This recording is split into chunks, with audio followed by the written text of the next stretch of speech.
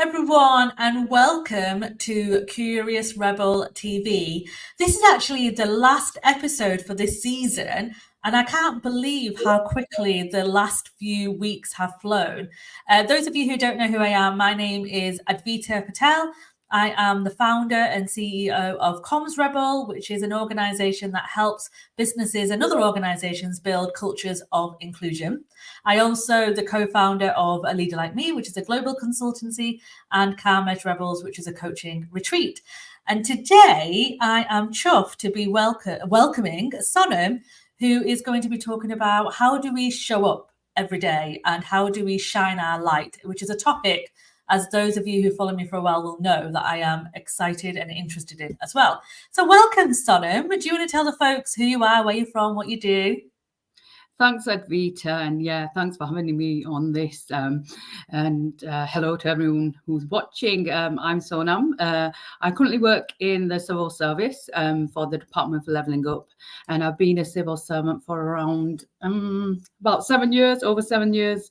The time has flown by, and prior to that, I was in the charity sector, but I've mainly always worked in the project delivery profession, and certainly in government, I've worked on some of the biggest priorities. So you'll probably see things on the news around levelling up, of course. I've worked on climate change, I've worked on global health security, and I've worked during the crazy period of Brexit. So done big things in quite a, I'd say, relatively short time. Outside of work, I'm still connected to the charity sector. So I'm currently a board member at a local arts and cultural centre called the South Square Centre, which is currently helping to deliver some of the big priorities which are coming up for Bradford 2025. I'm a proud Bradfordian, and getting to work on the City of Culture celebrations is a really huge honour for me. And I'm also part of ActionAid's Community Campaigners Network, and I'm actually at ActionAid HQ tomorrow working on an exciting project around education for young girls in schools, which we're going to be launching very soon. So lots of exciting things happening in my life, both inside and outside of work, but it's mainly the outside stuff that I'd say is a big passion of mine, and I just absolutely love it. Wow. Oh my goodness, you're doing, I mean, that is a vibrant life, Sonam, and such a purposeful life outside of I mean, I'm sure it's purposeful internally as well, the work that you're doing, but some of the stuff that you're doing with the charity support, the trustee of the board, and especially that ActionAid girls and young women that you're girls and young women, and teaching about things like violence against young women and girls, and how to, because sometimes young girls may go through certain experiences which they might not recognize as being wrong, and it's all about that education and bringing awareness to the wider school sector and staff within schools on how to educate their pupils on sort of very difficult topics at times. But it's very early stage in the work, so we're going to be formulating quite a lot of ideas, and hopefully that will then become something much bigger. But working for such an organization, I've been quite passionate about bringing some of that up north as well. I was part of the first meeting of ActionAid, which was outside of London in Sheffield. So we are trying to diversify the charity sector as well through some of that work. Very purposeful, as you say. Yeah, no, and I love, as some people will know, I am a huge advocate of the north of England. So anything that we can do to kind of decentralize the stuff that happens in London is always going to get my support and help. But today we're going to be talking about comfort zones.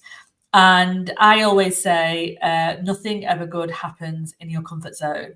And I think it's an important note to remember, right? When you want to grow and thrive and do things differently, you do have to put yourself in situations sometimes that may be a little bit uncomfortable than what you're used to. Why is this, when we spoke in our catch up before we went live, I know this is an important area for you, but why is this specifically important for you, especially the level of work that you're doing and your involvement in that? I'm assuming some of this will have involved you coming out of your comfort zone. Absolutely, it involves coming out of my comfort zone every day, and certainly in the work that I do, it impacts citizens. So having that diversity in the room is quite important. And I've found, certainly for me, as I've gone more senior in my career, I've almost become more and more of a minority. I work in a profession that's already, underrepresented in terms of like people who look like me. But then when you get into certain positions, you find yourself that you're the only person who brings that perspective. And I've found it most important, not just for myself, but to bring others along. I often find that once you reach a certain level, it's easy to forget the struggle. And you always have to remind yourself of that. And for me, that's been the most satisfying thing of progressing and getting out of my comfort zone, is actually being then able to bring others along with that and encourage them to do the same and help them progress as well. So for me, getting out of your comfort zone and trying new things, not only does it bring new experiences, but it can help others as well. Yeah, 100%. Folks always say to me that, oh, I always seem to see you everywhere, and you're always kind of showing up there, and you're showing up here, and you're doing this, and you're doing that. And a part of that is 100% because of what you just said before, is that as the more senior you get in your profession, the fewer people you see that look like you, especially when you come from an underrepresented and underserved communities. And it's really important, to your point, is that it isn't about getting to that position and then shutting that door firmly closed behind you.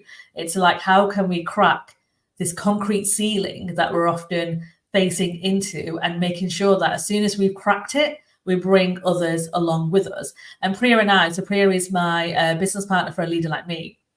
And the reason we called the business A Leader Like Me is because we recognize that not many people saw leaders like them in organizations, or even in the public domain, or on stages, or on podcasts, or even shows like this. Having two South Asian women talking about professionalism and coming out of your comfort zone and doing things differently was unheard of, 10 years ago or 15 years ago. When I was kind of starting off in my career, I never really saw people like me talking about things like this. So an element of this belonging wasn't there, which meant that I adjusted my personality to fit into the dominant culture. And I think a lot of people do that, right? And I'm hopeful that it's starting to change. But showing up for yourself and coming out of your comfort zone and putting yourself out there is important. But I also recognize it can be difficult for those who may not have the support around them to do that. Do you have any top tips or advice on how somebody who may be wanting to show up for themselves and putting themselves, what would you say to them to help them kind of get there? Yeah, it's taken me years to get to this stage. Definitely. If somebody had even asked me, say, 3 years ago, would you ever do anything like this, or even sit on something like a panel, I'd have said, absolutely not. I used to be one of those people who used to hide in the background, and I used to prefer that. But I found that, again, getting out of my comfort zone, and the more I've experienced different working environments, exposed myself to different people, I've started to feel that actually my mindset has shifted. And you have to always remind yourself that actually you belong. You're in a space because somebody either feels you should be there, or you've managed to do something that's got you there. And you can't always have that sort of self-limited belief. I had a line manager once who he wasn't the nicest to me, but after I left, he said, I just remember this one line, him saying, keep up your self-belief, because he felt like I had a lot of self-belief. And I think that's important. Nobody's going to believe in you if you don't actually believe in yourself. And I'd say for me, that keeps me going. And in terms of top tips for getting out there, just look at sort of what you're doing, or if it's something you're passionate about, if there's something you want to do for your career, have a look around at what's going on, and just challenge yourself to take small steps. So maybe just go to an event. You don't have to like always network with everyone. Just have a look around, get yourself comfortable in those environments, and then build it up. Then you start talking to maybe one or two people, then more and more people, and sort of build your confidence to expose yourself to larger audiences. And you do find that then you become a bit more comfortable in different spaces and operating in those different spaces. And it doesn't mean changing your personality. It doesn't mean becoming suddenly extroverted, but you can still be yourself. But it means that you're comfortable showing up in those spaces where you can actually add some value, but also get something out of it. And there's really something about you don't need to make loads of connections, but making one or two really good connections is key. And I'd say that that if anyone wants to get out of their comfort zone, just take small steps, look at what interests you, and then just go for it. Don't let anything hold you back. Yeah, I couldn't agree more. I think those micro steps that you've explained is critical. So I have a very similar story to you. Pre 2018, I never wanted to put myself out there on the public domain or speak at events, speak on podcast, or that kind of stuff. And I had a massive confidence crash around that time, so it was even worse in terms of who wants to listen to me. Like, what on earth have I got to say that people will be interested in? And it's that self-limiting belief, like you spoke about, right? I was expecting to get external validation from other people to give me permission to succeed and move forward. And I realized that's where my fault was, that I was waiting for other people to give me permission to tell me when I was good enough. And people are not generally malicious. They're just either busy and distracted, or they've got their own stuff going on. And even if you do have some supporters and sponsors, if you don't have that self-belief in yourself, it doesn't matter how many times they're going to tell you that you're good enough, you still won't believe it. So you do have to work on that self-belief element, and that does take time, as you said, Sonam. And I spent probably a year, if not longer, to recognize what my barriers and triggers were, but also work on my confidence in this space as well. And if we can find the link, I'll share my 30-day confidence tracker, which is basically you do something small every day to build your confidence, to get to just to boost you. It doesn't necessarily mean that you'll be able to speak in front of 10,000 people after you've done the 30 days, but it'll push you from where you are today to where you want to go tomorrow. And those micro steps that you mentioned are critical. The other resource I'll share with folks is one book that really transformed my life is The Year of Yes by Shonda Rhimes. And Shonda Rhimes is a screenwriter based in the US who wrote shows like Scandal and Grey's Anatomy, I think, as well. She was, Grey's Anatomy and other programs as well. So she's a very successful Black woman in the world of Hollywood writing scripts, which is unusual. And even though she was so successful, she struggled with belonging and putting herself out there. And then she spent an entire year basically saying yes to opportunities. And that is a little bit extreme, but I took that on board after I read that book. And that's how my journey in public speaking started. So you've got to find those points, right, of that can help you, as you said, in your micro steps. And one of the things that can be a little bit disheartening in all of this is that even though you're making these changes, it can be a little bit demotivating because you may not get the yeses. You may not get the responses that you're looking for. You're putting yourself out there, to your point, and you're asking those curious questions. But as I said, people have other priorities or have other things going on and may not always get back to you. How do you keep that motivation? Like, how do you stop yourself to keep on going with that consistency? Have you got any, again, tips or advice on what people could do to boost their motivation? Absolutely. Don't be, not everyone's going to say yes. And don't let any knockbacks knock you down. You're not going to get traction straight away, are you? Sometimes you do find that actually, some people just, like you say, Advita, don't have the time. And that's, I think the key for me has always been never to take it personally, and never to allow it to dishearten me, or place value on myself on that. Like, you know, if there's a no, um, that doesn't mean that I'm not worthy of anything.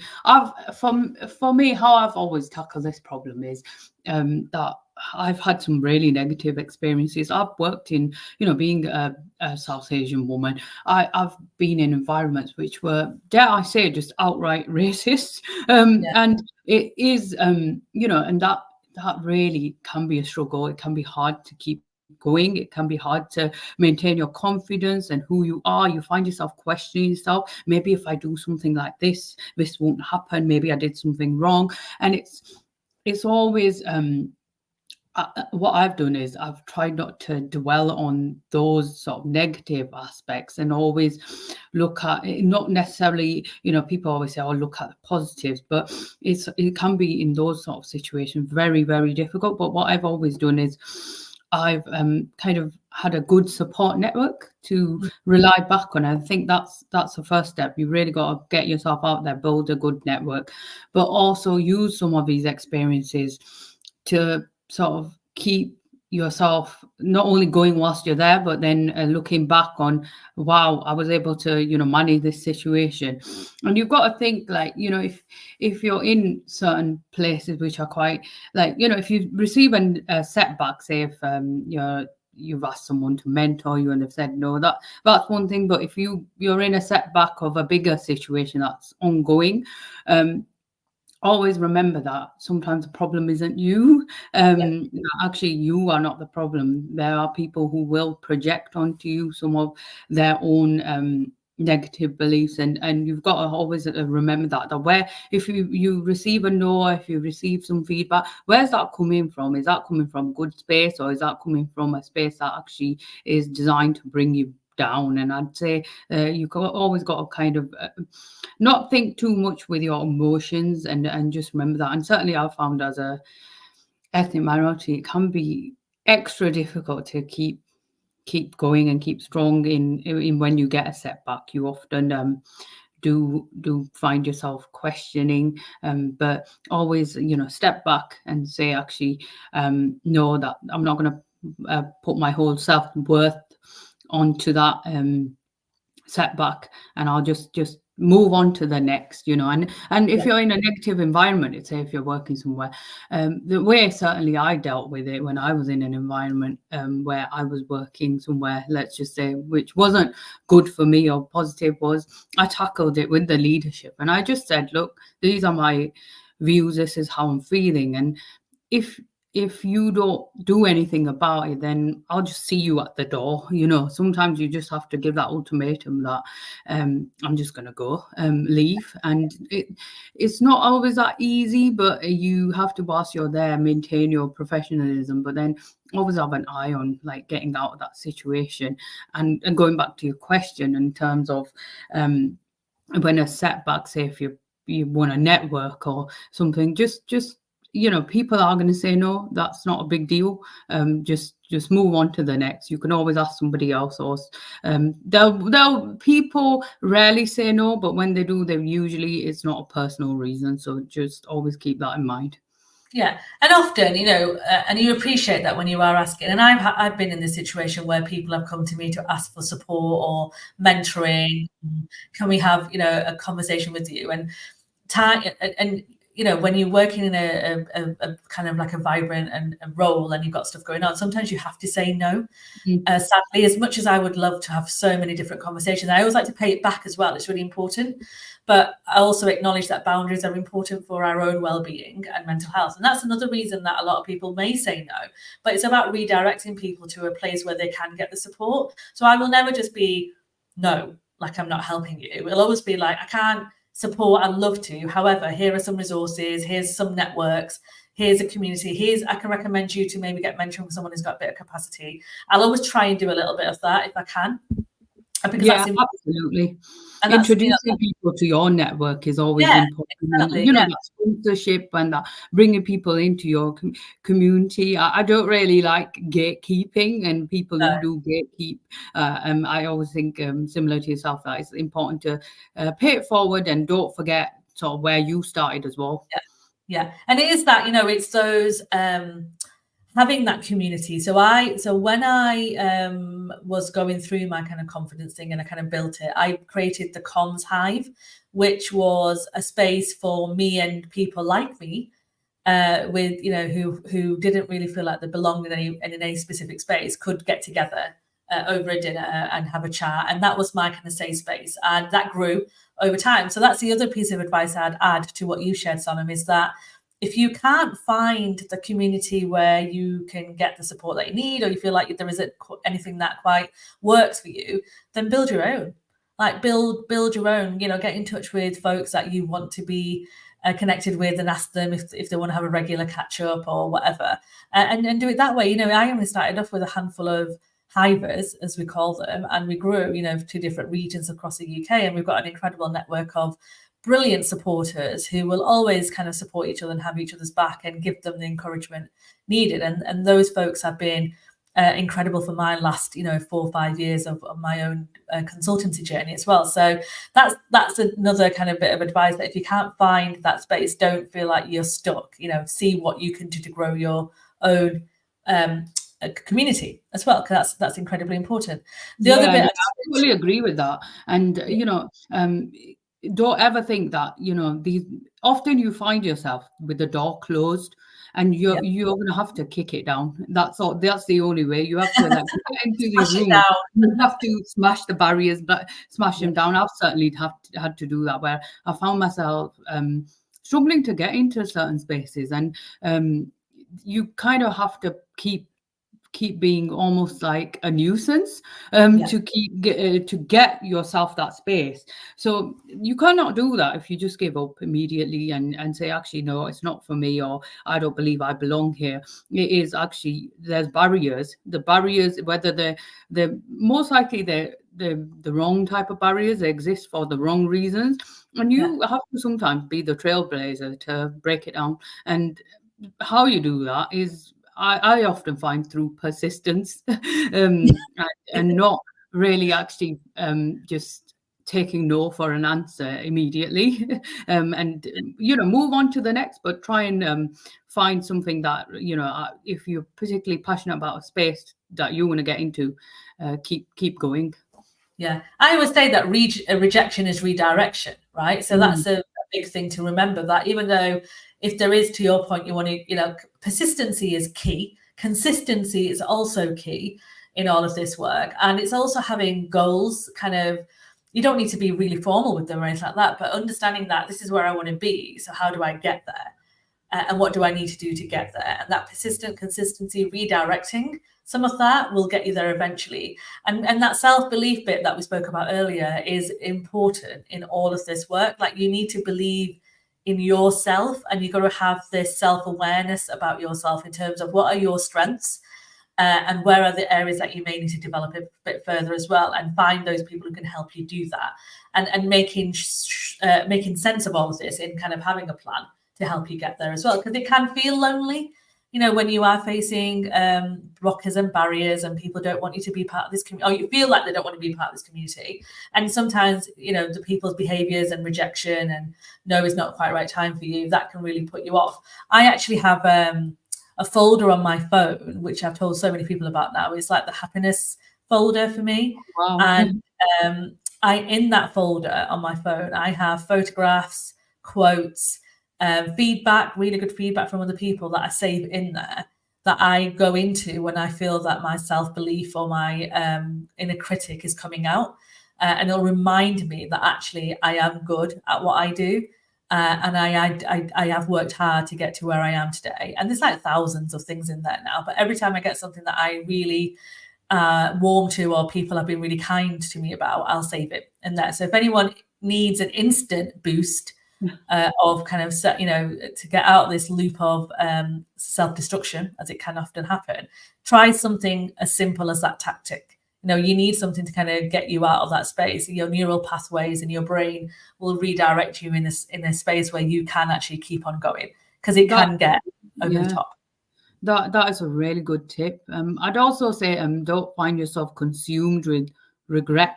you often find, oh, I wish I did this, I wish I did that, and it's not helpful. You tend to ruminate, and where you, rather than looking at things objectively, it's all driven by emotion and negativity. Really, sometimes you have to sit down and reflect in a outward way and an objective way, and say, actually, this didn't go as I planned, but how can what can I do next time to make it better? And I think that's what it is.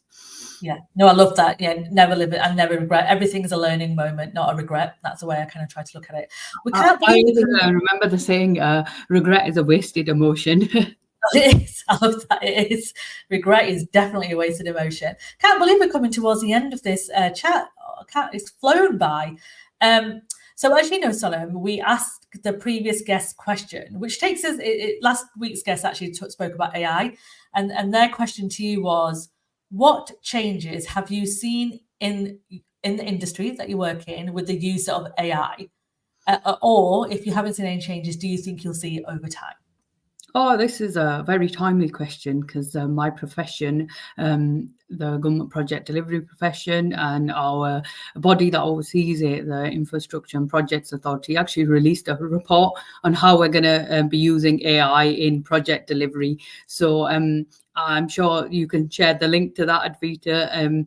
I'll pass it along. But basically, it outlines how AI is going to be used to deliver some of the government's biggest projects, but also in terms of the benefits for citizens, and because some of these projects you'll see all around you, so that goes into detail on how we're going to be using AI. And I think on a personal level, I've certainly seen it creeping into my work. We've been upskilled and trained and told AI is coming, so certainly there's a seismic change happening right now with the use of AI. Yeah. Well, AI is here, right? I think it's coming and staying as well. I don't think it's going anywhere anytime soon. Thank you, Sonam. So obviously for our new season, we're going to be asking your question to our new guest. So what is your question for our future guest? Oh, interesting one. I think my question would be, if you're not, whatever career you're doing now, if you weren't doing that, what would you be doing? Is there anything else you'd like to do, or you thought you would be doing? What would be the alternative for you? Oh my goodness, I love that question. And that's got me thinking now, what would I, like many folks in internal communication, kind of fell into this role. It was never the intention. But yeah, what would I be doing if I wasn't doing what I'm doing right now? I love that question. Absolutely love it. Thank you so much, Sonam. If people wanted to connect with you, where is the best place for them to do that? Probably LinkedIn. I'm sure you've got the link to my LinkedIn, and I'll I've share got your link as well on there, which I write for my profession, but they're kind of for anyone, which says a lot of what I've said here. So please do give it a read if it interests you. Yeah, no, amazing. Yeah, we'll share all those links. We'll share Sonam's details as well, so you can connect with her. Please do follow and read her information, because there is some really smart stuff in there, and I think you'll find it very interesting.